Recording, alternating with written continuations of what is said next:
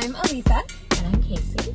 And you may recognize us from our Instagram page. We love big books and we cannot lie. Shoot. So before we get started on this video, please like our page. We call it a page. Like our channel. And make sure to subscribe. And click on the little bell so that you get notifications when we have new videos up. So we are going to talk about February's book of the month. And it is The Book Thief. Do you know how to pronounce his name, the author, Alyssa? I would say, well, obviously Markus, but Zusak? Yeah, okay, Zusak? that's kind of what I think too. Yeah. Yes. This is a book that we have both read many years ago. Always remembered how great of a book it was, and then we decided to make it our February book of the month. So this book takes place in Germany, World War II time frame. It's historical fiction, which is one of our absolute favorite topics.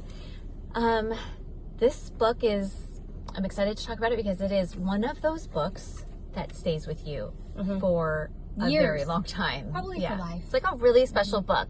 It reminds me kind of The Kite Runner and Where the Crawdads Sing, just a book that you hold on to for a long time in your heart. When you see it, you're like, oh, I love that book. But what is interesting, at least, well, I think for both of us, is that, so we reread this over the weekend, and I did not enjoy the very beginning. It was very weird. It's funny, yeah. Alyssa came to me. I was like, you know what? I started to read it, and I am not enjoying it. And I was like, this is so funny because I remember, I think I came to you the last time we tried to read this and said the exact same thing because it's such a unique style of writing. Yeah, it's just very strange. And so we're not going to hold back on this review. So if you haven't read this, there'll probably be spoilers. And so the narrator of the book is Death. And in the beginning, it feels very dark and kind of uncomfortable, and you don't almost want to go there, but once you're done, you're like, wow, you know what? That was well done. That was a really good book. Yeah. So just get through like the first little bit if you're having trouble getting, it's strange. It gets really good really fast. It really does. Please consider reading this book, especially for February.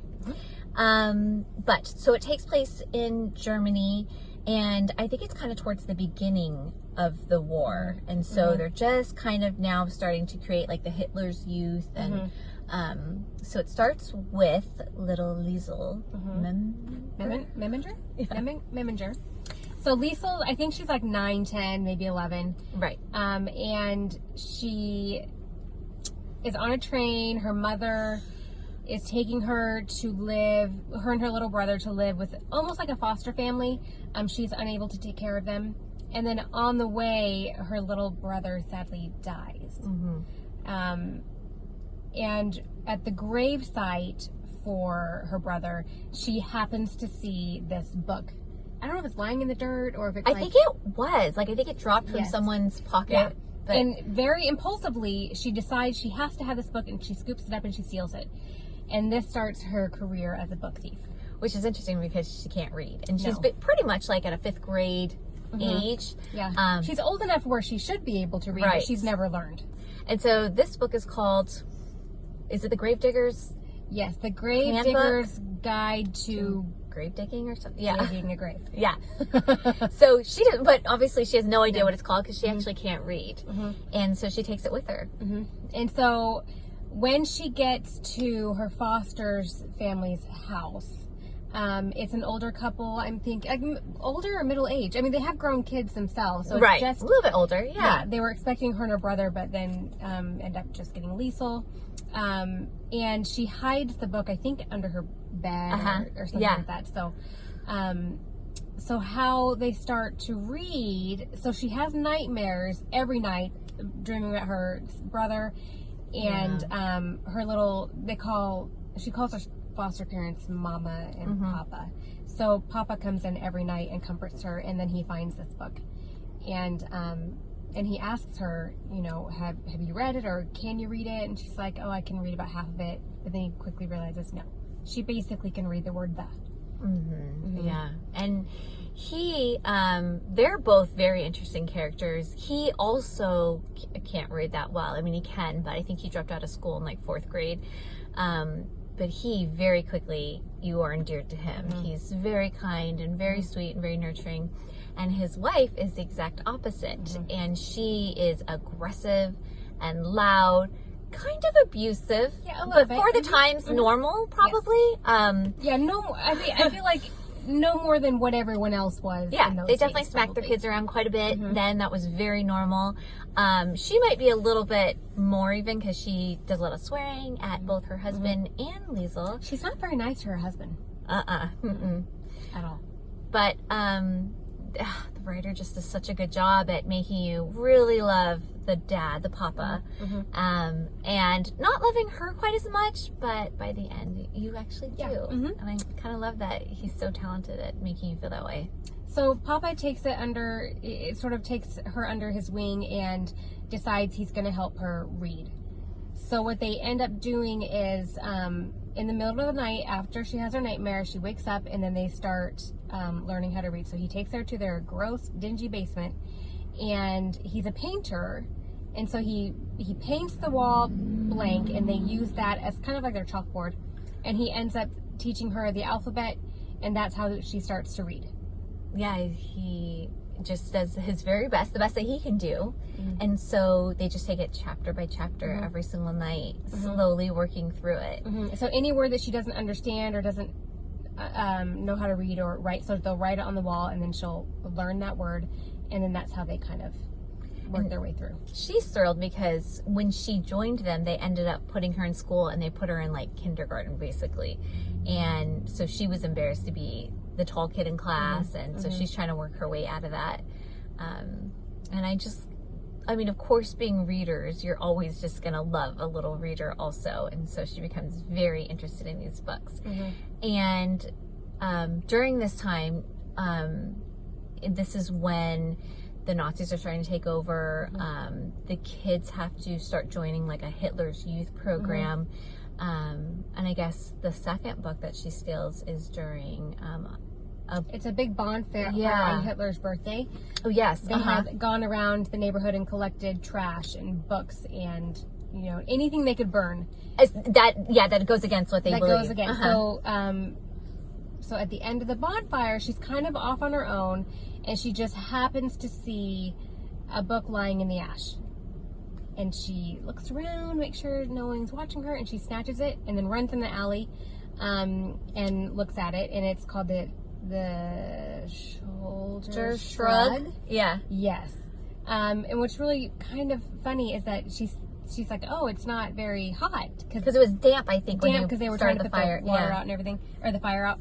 And so she stuffs it under her shirt and goes and finds her papa, and he's talking, and then all of a sudden it starts burning her, like it almost like the internal heat of the book is really burning her. Smoke. Yes. And so she is really starting to panic about that and has to finally take it out of her shirt, I think, and that's when her dad saw it. Yeah. And then there's the second book. She starts her career as a book thief. Yes. And to really start reading this new book. And so this book, The Shoulder Shrug, was banned because the protagonist in it was Jewish. Yes. And she actually lives with two people who secretly, very secretly, because during this time, I mean, it is really scary. You cannot say anything even slightly kind towards Jewish people at this time. She lives with people who actually are very sympathetic to what's happening to the Jewish people.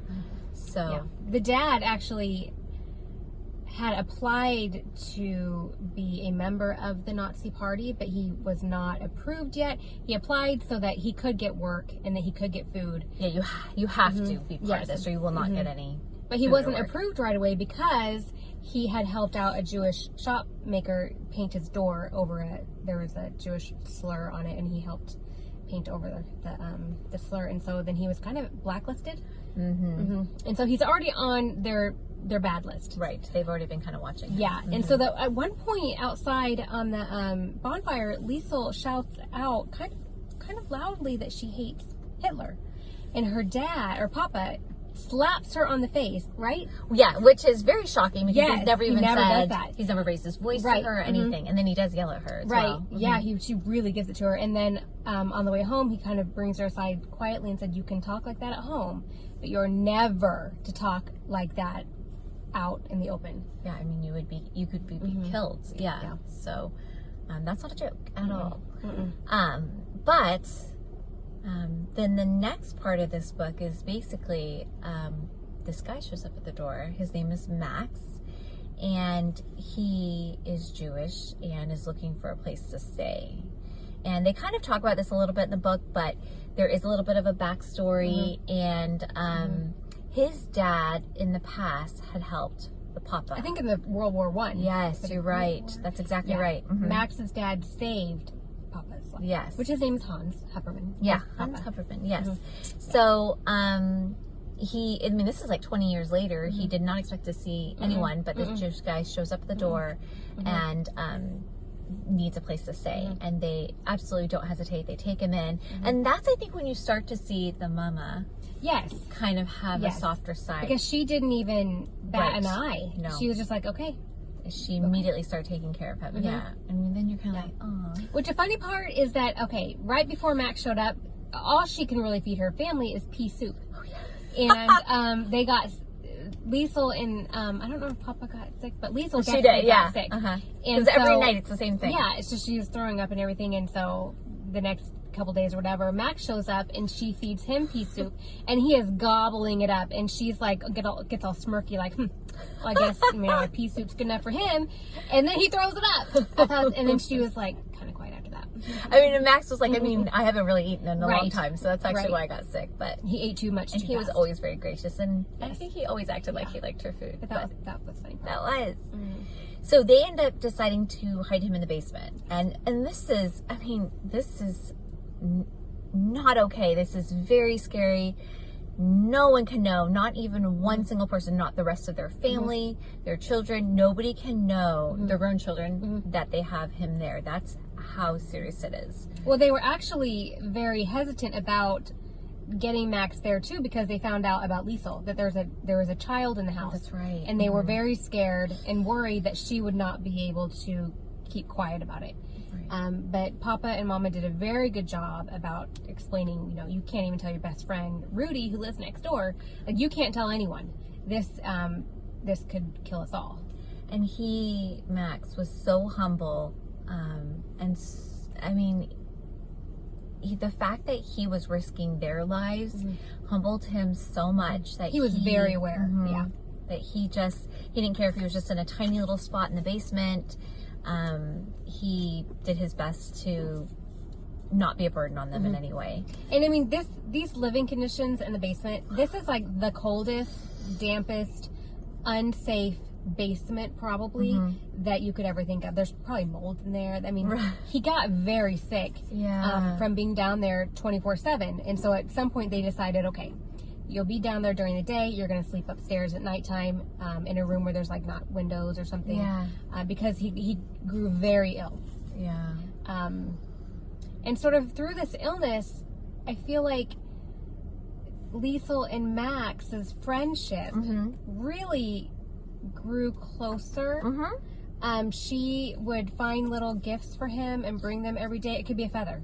It could be a piece of trash, a bubblegum trash, or there's a candy wrapper or something. Yeah. So she sort of gathered all these gifts for him because she really cared for him. They were very close friends. Yeah, they did become really close. They kind of bonded over reading and like multiple things. And in many ways, it kind of became like a big brother or an uncle to her or something.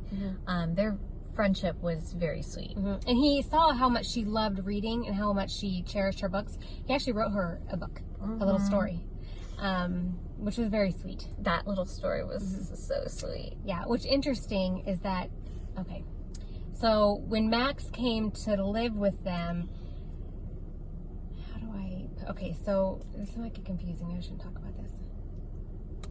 Remember when, Hans sent Hitler's book, Mein Kampf? Yeah. To the contact with a key to the house in it. Right. And so Max had to carry this book with him while he's traveling to them, and it sort of was it to keep suspicion off of him if you are carrying that book? Yeah, which is the smartest thing, Yes, because it he's was Jewish, and Yes. it's Hitler's Mein Kampf book. Yeah. But to write Liesel's little story, he painted over some of those pages, and that was the book he used to write this little story for her. I know. And I love how they even put it in the book. Like, I love how the little pages look and everything. Yeah, it was so sweet. Such a good book. Yeah. So then comes more books that she steals. So Mama's profession is she cleans other people's laundry. Yeah. Does the ironing, does the wash. Yeah. And so Liesel goes house to house picking up dirty laundry, dropping off clean laundry. And so through all this time, so the mayor and his wife have hired them to do the wash. And the mayor's wife is kind of eccentric, very depressed also because she had lost her son. But she has this very large library that she invites Liesel in and lets her sit on the floor and read for like an hour before she's missed or something from Mama. Yeah. And so Liesel sees all these books. And she is really content with just, once a week going there, reading, and then leaving, and that's good. But then they have to let her and her mama go. They can't really do the wash anymore. I mean, they can afford it, but they're telling all the townspeople, don't spend your money on extra, so then they feel like they can't do it. And so Liesel gets really mad. She's really kind mad. of sassy. Yeah. And so she decides that she's going to break in and she's going to take a book. She likes to steal. As a matter of fact, I mean, she actually does like to steal. Yeah, this it isn't gives the her only a thing rush. she steals. Yeah. Yeah. It gives her and her little buddy Rudy a rush. So they steal food. If one is in a bad mood, to bring the other one up, they'd go steal something. Because to be honest, they're hungry. Yeah, they're starving all day long, all the time. So, they're down, and that makes them feel better. For one thing, they're getting food in their belly usually at that point. So yeah, and they have their own fun, cute little friendship that I actually really adore. He's a great little neighbor. Yeah, but so she climbs in the window to the library and steals a book. I can't remember if she feels remorseful about it, that first one. Does she? I can't remember either. But eventually, let's see. I think she really wanted to do it. So it's funny because they go and he thinks she's going to go in and steal food, and she just goes in and comes out with a book, and he's not like, very appreciative of that. A book? But then as time goes on, she steals another book, and she realizes the mayor's wife knows she's there. They were not that sneaky. They left shoe prints. They made noise. And then at one point, her favorite book is the one that's gone and missing. Yes, yeah. And at one point, they were off to steal another book from her. And in the window of the library, there was a dictionary up against the window. And obviously, she was left there. Yes, which is very sweet. So all this is happening, but then something very important happens, which is that there is a parade of Jewish people are being marched off to Dachau, where they're going to go to their concentration camp there. And Papa makes a very grave mistake, and he is watching these men, and they can barely walk. They are literally starving to death. They've not had water, and he just reacts and ends up giving one of them bread. And then gets severely beaten by the Nazi guards. And immediately realizes what a detrimental mistake that was. Yeah, he's like, what have I done? What have I done? And so he ends up having to rush home, and they have to let Max go. They send him away. They have to send him out of the house because Papa just knows that the Nazis are going to come search the house now. Right. So that actually then starts to take a very serious turn, which is really, really sad. The part where he's supposed to meet up with him 4 days later, it just really broke my Max, heart. right before they left, they made a plan to meet at this little town by a tree in 4 days. And so 4 days pass, no Nazis come to ransack the house. Which is also quite heartbreaking to the Papa. Because he just sent him away for nothing. Yeah. He was like, what? So they go meet, and Max had left a note. He didn't wait for him. I think he felt that they had done enough for him. I think that's what it says, something like, you've done enough. Yeah, he didn't want to burden them anymore, so he just left the note and went on his way. And in the meantime, as a punishment, what the Nazis did is they approved his membership, Papa's membership, and sent him off to war. Well, okay. The thing is that what I like about this book is that they do a great job of, the narrator actually tries to prepare you for the ending of this book, which is truly heartbreaking. When something bad is coming, the narrator gives you a heads up, a chapter or two ahead of time. So you know someone's going to die, and you know who it is, and you're sad, but you don't get the whole story until then, and then it goes back in present time, and then the story. And when it happens, it's just as heartbreaking. It I is, feel like even sad. though he warned you.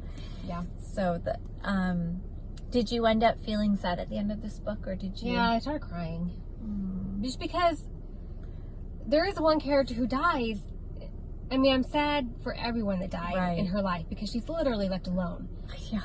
But it's just heartbreaking that these young people died also. It's true, I know. And literally everyone on her street died except for her. And what saved her was the basement. So I think Max left her a blank notebook. And Mama was holding it back for her for special occasion. And so he wanted to encourage her to write her own book. And she does. Yes, and that's what she was doing in the basement the night that the bombs came. So everyone, and they died from the bombs, from the Russians. What's kind of cool, interesting is that then the reason why the narrator is narrating the stories, he finds the book that she wrote. It's called The Book Thief. And all the rubble, the book gets lost, or and then he finds it as he's taking the souls up. Yeah. That's what's so cool about the narrator is that, he's kind of a creepy death person, but he doesn't enjoy his job. Yeah, is that this author is just so good because you end up liking death. Right. And because he's compassionate. Yes. And he's like, it's just my job. I don't want to take. He's like, I'm so tired. I'm so tired. World War II was terrible for him. Yeah. He's like, I didn't want to take millions and millions of souls away. Right. Yes. It's very sad. Gosh. So good. It really is. I mean, it's not just sad. The book isn't just sad, so you really should consider reading it either way. But especially if you love historical fiction, and even if you don't, this author is so because talented. there's humanity in the book, and you can relate to her. Every child is insecure at some point, and she's insecure about her reading, whatever it is. Everyone can relate to this. That's a really good point. And also, just it is about relationships with love and family and taking care of people you don't know. Just really having compassion. You and I have talked about this so many times about how if we were in that position, what would we do? And I think we both think that and want to believe that we would. I would have hidden as many people as I could have. I mean, that's really what I do think that I would have done. I hope that I would have done. I know, me too. I mean, I would really hope so as well. It's just so hard because we've talked about this before too. It's you're not just risking yourself; you are risking your entire family as well. So you have to decide: is this worth risking everyone's lives? It's such a hard decision. But it's also heartbreaking just how it even happened. How did a people just decide to follow this one crazy dude? And that's what they kind of addressed that in the book too. And it's just interesting because he didn't decide to necessarily do it. He definitely did eventually, but with guns or anything, he used it with his words, which is referenced in the book. Exactly. Yeah. That's how he won everyone over. He was just a little guy, and he's a nothing. Yeah. He's a nobody. And just a weak little man. Yeah. But has powerful words. Yep. His words were able to sway everyone to believe in him. So crazy. It's crazy. So we really hope that you read this book. I hope we didn't bring it down. I know. It is sounding very serious, but it is such a good book. Yeah. It is a very good book. And we just enjoy a lot of books in this genre, but this is one of the top. Please consider reading this book. If you are just trying to find your next really good book, it is this one. Get through the first couple chapters. We promise you are going to love it. If you had read it years ago, we forgot how good it was. We just knew it was good. It was a really good reread. It's actually that's such a good point. Rereading this, I'm going to reread some other books that I know were really good, but I can't quite remember the details. All the Light We Cannot See. I would love to reread that one. Another book that I would love to reread soon is Memoirs of a Geisha. And I was thinking that we need to reread it. Yes. We love that book. That is such a good book too. So we have to reread that soon. That was good. Okay, guys. Well, thank you so much for hanging out with us. Please comment below with ideas for future videos, or if you have a book that you want us to read and review, we'd be more than happy to take a look at that. Would absolutely do that. Yes. Yes. So we kind of like get in a rut and we don't know, what book to read next or which one to review. We're reading constantly. So if you have any ideas or have one that you want us to do, please don't hesitate to let us know. And then don't forget to check us out on our Instagram page. We love big books and we cannot lie. We do post there daily. YouTube, we're about once a month. So hoping to be like twice a month soon. Yeah. Yes. It's a process. Yes. It's a process. It's a lot of work. It really is, actually. And I don't even do the editing. And you can't even tell that I'm editing because I'm barely doing anything. And even that's hard. Yeah, but we do really enjoy doing this, and we hope to continue to grow. So yeah, comment below, like our video, subscribe, and we hope you guys have a good rest of your day.